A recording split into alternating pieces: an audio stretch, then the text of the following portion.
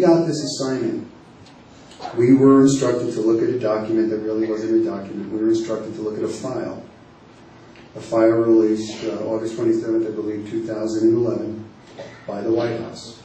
A file that's purported to show the American people that Barack Obama was indeed born in Hawaii and is indeed an American citizen born on U.S. soil. The typewriter evidence, the typewritten fonts that you see, a typewriter will always place its fonts equally apart. That doesn't happen on this document. The letter spacing is uneven. The word spacing is uneven on many lines. The line spacing varies 1 to 3 points, being either too long or too short. The certificate numbers are out of sequence compared to the date numbers issued by the same Department of Health only 3 days later. Federal mandate, it is consecutive numbering. This one isn't. There is the presence of a graphic image feature calling unsharp mask on Obama's certificate of live birth. It's a software feature that's found in Adobe Photoshop and Illustrator. That could be one of the reasons for the white halo, but the white halo really shouldn't be there. There is also a difference in the colors of the text. There's a difference in the letter A on one line compared to the letter A on another. The letter H on one line compared to the letter H on another. Two different typewriters, we believe, were utilized in the creation of this document. What that really means in today's language, this is a cut and paste job from 2 different or 3 different birth certificates. The register stamp may not have even been done by the official metal embossing stamp that it should have been.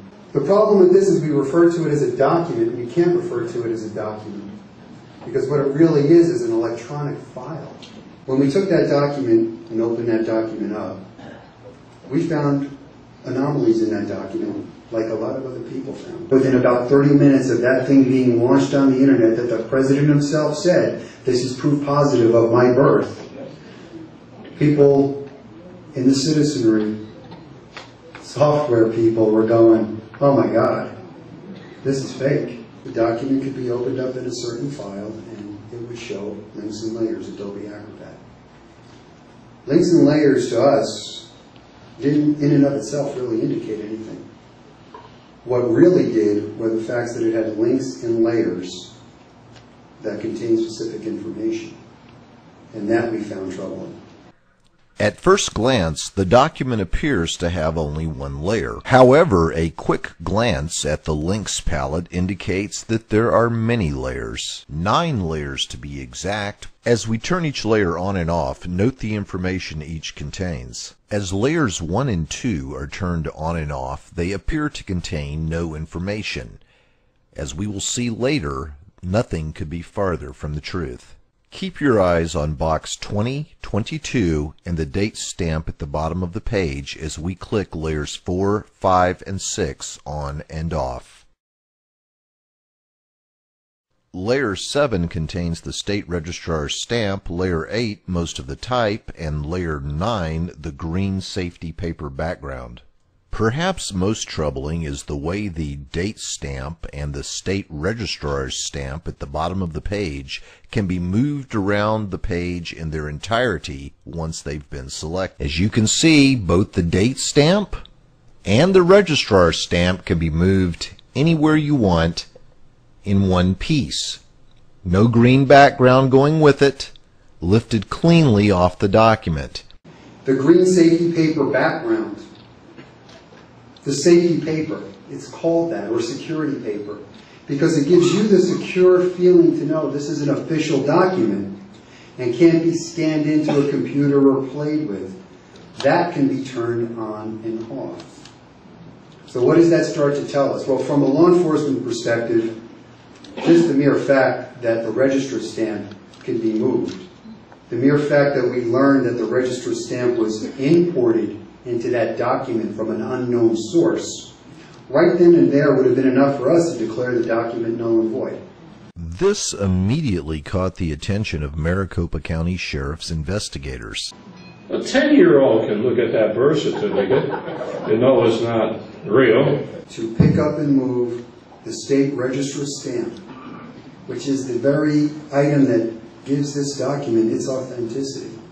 It is the state telling you this is true, accurate, and correct, and we stand by it.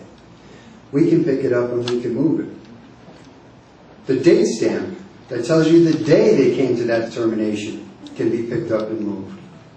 The birth certificate released by the White House has 100% of the green background on the 9th and final layer. The green background layer was created on a computer and inserted behind the other layers as the last step in the computerized document creation process. As this is going on, we're starting to really get a clearer picture that this document is manipulated, that this document is being built, it is being constructed. There is no original document. And even if there is one, they're not giving it to us. This document is far too problematic to discuss all of its issues in one press conference. The issue we are most concerned with is that of the date stamp and the registrar's stamp, which appear to have been imported from unknown outside sources. For if the date stamp and the registrar's stamp, which are placed on the document to give it authenticity, are fraudulent, then the entire document is fraudulent. We were expecting the press to start taking apart our analysis. They didn't. We do believe the document is fraudulent. We believe, like the sheriff said, there is probable cause to believe that this is a forgery. We have a fraudulent document. We have a fraud taking place. That's very troubling. You're the American people.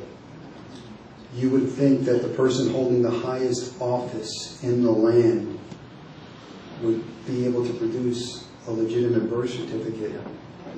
It would have been just as simple to have taken a photograph of that birth certificate and put it up on the internet. You couldn't have done anything like that.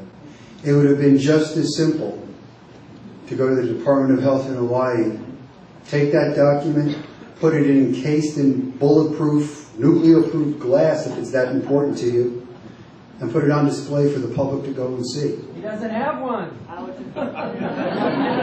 think I'm agreeing with you. Well, let me back up. He may not have one, he's got one, but it's somewhere else. This is beyond amateuristic. I don't even know what you call this.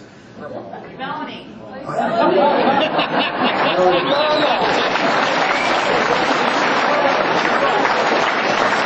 The last I heard, if you forge documents, I think that's a violation of law somewhere.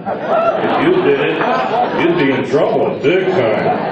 I don't care who you are, unless you're the president.